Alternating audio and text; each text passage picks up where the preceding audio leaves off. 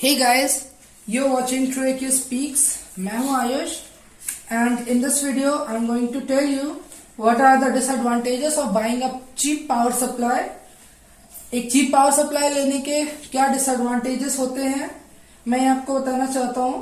मैं बहुत ज्यादा डिटेल में नहीं जाऊंगा, जस्ट आपको ये बताऊंगा कि आपको cheap power supply क्यों नहीं लेनी है.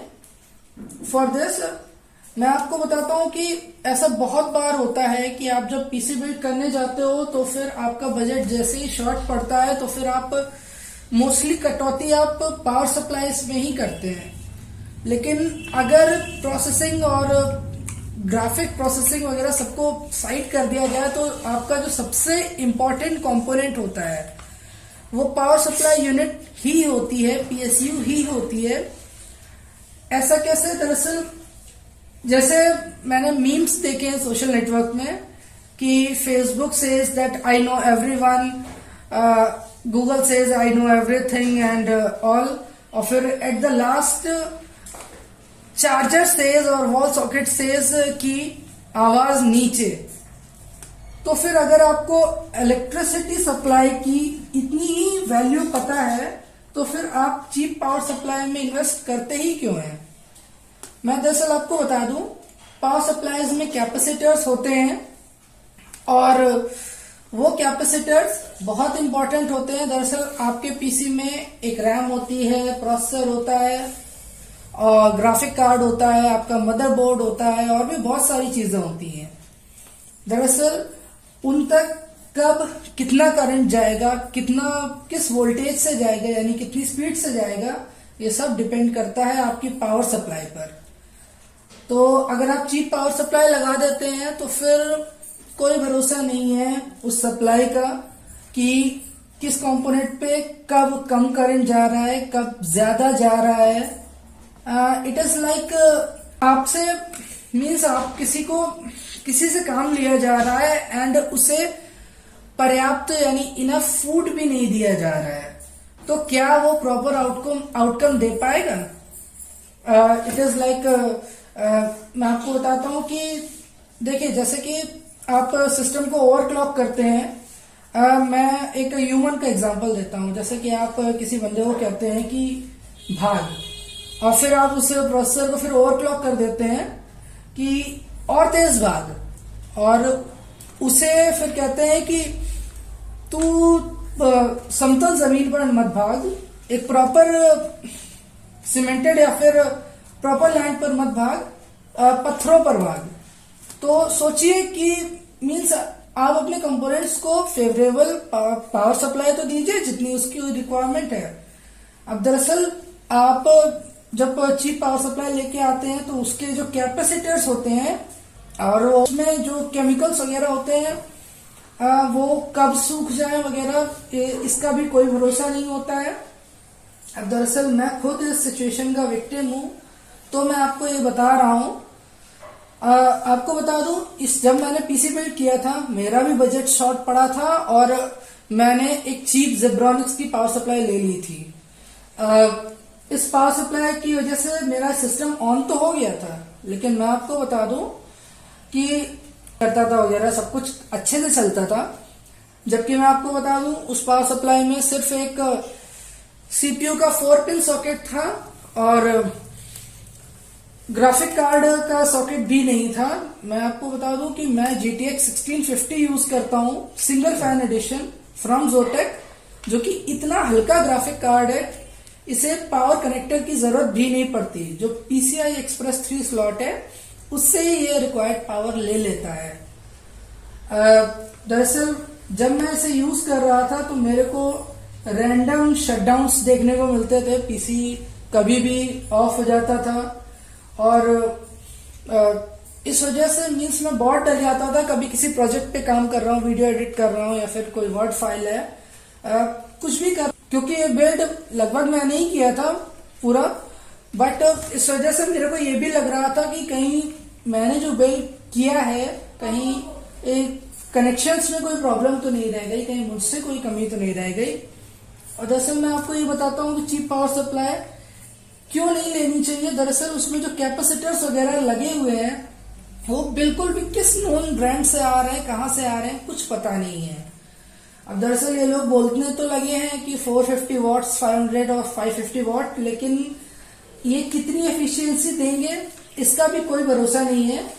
मैं यहाँ पीसी में आपको एक आर्टिकल खोल के दिखाता हूँ एंड इस आर्टिकल में बताया गया है कि 80 प्लस ब्रॉन्ज, 80 प्लस व्हाइट आप ये जो देखते हैं तो किस स्पेसिफिक पर कितनी एफिशिएंसी मिलती है आप यहाँ देख सकते हैं। मैं ये लिंक डिस्क्रिप्शन में भी दे दूंगा।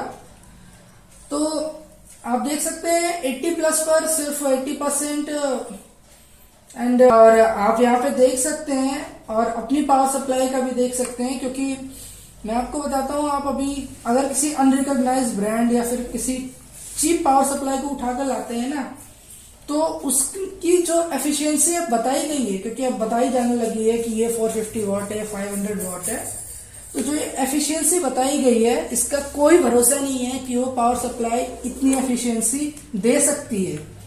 और कई बार ऐसा होता है कि जो टेस्ट किए जाते हैं, मान लीजिए वो ब्रांड टेस्ट भी कर रही है, तो एट द पीक वो जिस फ्रीक्वेंसी जितनी जितना पावर आउटपुट दे रही है उसी को टीडीपी पर लिख दिया जाता है। वो कोई उसकी कांस्टेंट पावर आउटपुट नहीं होता है। एट द पीक सबसे ज्यादा जितना पावर आउटपुट उस पावर सप्लाई से मिला है वो होता है।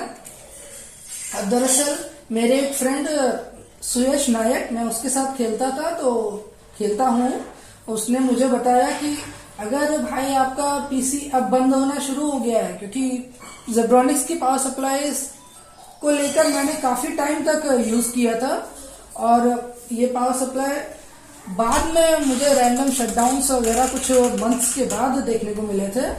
तो फिर एक्चुअली होता क्या था कि अब सुरेश ने मेरे से कहा कि भाई अगर अब पीसी शटडाउन होने लगा है तो इसका मतलब है कैपेसिटर्स में जो भी केमिकल्स थे वो सब यूज अप हो चुके हैं, तो आपको जल्दी से जल्दी पावर सप्लाई चेंज कर लेनी।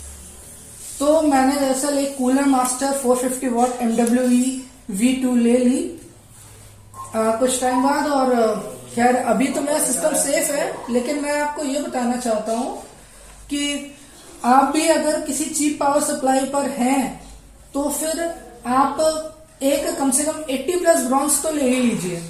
क्योंकि मैं अपने एक और फ्रेंड की बात करूंगा, आरएफ एक्चुअली वो टीयर डाउन कर चुका है जो कॉर्सेयर की पावर सप्लाईज आती हैं CV एंड VS। दरअसल VS तो उसने टीयर डाउन किया था both power supplies 450 what that VS and 450 watt CV, and in that video he said कि जो दोनों के कैपेसिटर्स वगैरह हैं, दोनों का कंस्ट्रक्शन है वगैरह, दोनों में ज्यादा डिफरेंस नहीं है, तो आप किसी रेप्यूटेड ब्रांड की अच्छी कम से कम 80 प्लस ब्रांच पावर सप्लाई तो ले ही लें। और किसी को जबरदस्ती लेनी ही है अननोन ब्रांड की पावर सप्लाई, तो फिर मैं उसको ये रिकमेंड करूंगा कि आप अपनी टीडीपी चेक करें अपने पीसी की। आप गूगल में सर्च कर सकते हैं TDP calculator like this, and कई वेबसाइट जैसे कि कूलर मास्टर है और आउटर विजन न्यू वेग, इन वेबसाइट्स में आप अपने कंपोनेंट्स एंटर करते हैं तो फिर आप ये कैलकुलेट करके दे देता है कि आपके सिस्टम की कितनी रिक्वायरमेंट है। जैसे कि मैं यहाँ पर CPU, motherboard, GPU, RAM, SSD, HDD, optical drive जो भी लगा है सब कुछ सिलेक्ट करूंगा तो एट लास्ट मेरे को बता देगा कि आपके सिस्टम की कितनी रिक्वायरमेंट है। दरअसल मैं आपको बता दूं, करंटली मैं जो सिस्टम यूज कर रहा हूँ इसमें एक Ryzen 3 3100 और एक GTX 1650 लगा है, GDDR5 वर्जन। मैं आपको अपनी पावर सप्लाई दिखाता हूँ। Okay, now you can see this is Cooler Master MWE bronze 450 watt V2, and my processor is Ryzen 3 3100 और एक GTX 1650 भी लगा है I don't know whether you can see or not. Okay, nowhere it is mentioned कि ये 1650 है, but इतना छोटा ग्राफिक कार्ड ये PCI Express स्लॉट से ही सारा पावर ले लेता है. Well, motto of this video is, आप देख सकते हैं पावर सप्लाई कैलकुलेटर एंड इस तरह के बहुत सारी वेबसाइट्स में आप कैलकुलेट कर सकते हैं आपके सिस्टम की कितनी रिक्वायरमेंट्स है, और आप एक ढंग की पावर सप्लाई ले सकते हैं. कुछ पावर सप्लाईज के लिंक मैं डिस्क्रिप्शन में दे दूंगा.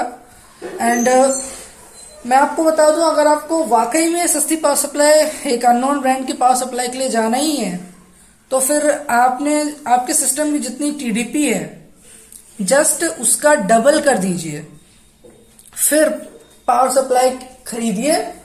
और मैं ये बिल्कुल भी रिकमेंड नहीं करूंगा कि बिल्कुल चीप आप 400-500 रुपए की उठा के ले आ रहे हैं और ये सोच रहे हैं कि बस मेरा सिस्टम तो कंप्लीट हो गया. नहीं, वो कब बोल जाए, कब उसमें आग लग जाए, इसका कुछ पता नहीं है. इसी वजह से इतनी कम वारंटी मिलती है इन डिवाइसेस पे. कई बार वारंटी होती भी नहीं है. For those who want to see my earlier power supply, वो ये है. And you can see here that इसमें प्रॉपर कनेक्टर्स भी नहीं है. कुछ मोलेक्स और एक ये 20+4 पिन मदरबोर्ड वाला, और देखिए मैंने अडेप्टर लगा रखा है. और इस वक्त this was all for this video. मुझे बस आपको बताना था कि आपको एक चीप पावर सप्लाई नहीं लेनी चाहिए, इसके क्या डिसएडवांटेजेस होते हैं. और दरअसल गीगाबाइट की क्यों नहीं लेनी है, क्योंकि मैंने बता दिया कि बहुत सारे लोगों के साथ केस हो रहे हैं, उनकी पावर सप्लाई फट रही हैं. एंड किसी बड़े यूट्यूबर ने वीडियो बनाया भी था, तो फिर उसकी 6 महीने की रिसर्च में उसने जितनी भी गीगाबाइट की पावर सप्लाईज उठाई उसमें से 50% में आग लगी. तो यूजुअली ऐसी चीजों से दूर रहना चाहिए, क्योंकि बाई चांस आपकी पावर सप्लाई गई तो उससे उतना नुकसान ना हो. लेकिन इससे अगर ग्राफिक कार्ड को डैमेज हो गया या फिर किसी दूसरे कंपोनेंट को डैमेज हो गया तो फिर आप क्या करेंगे, क्योंकि जो वारंटी होती है उसमें ये सब कवर भी नहीं होता है. Damage due to any other component, ये सब कवर नहीं होता है. इसलिए मैं आपसे ये कहना चाहता हूं कि थोड़ा सा ज्यादा स्पेंड कर लीजिए और एक बेटर पावर सप्लाई लीजिए. That's all for this video. I am Ayush Kushwaha. You're watching True AK Speaks. Thank you.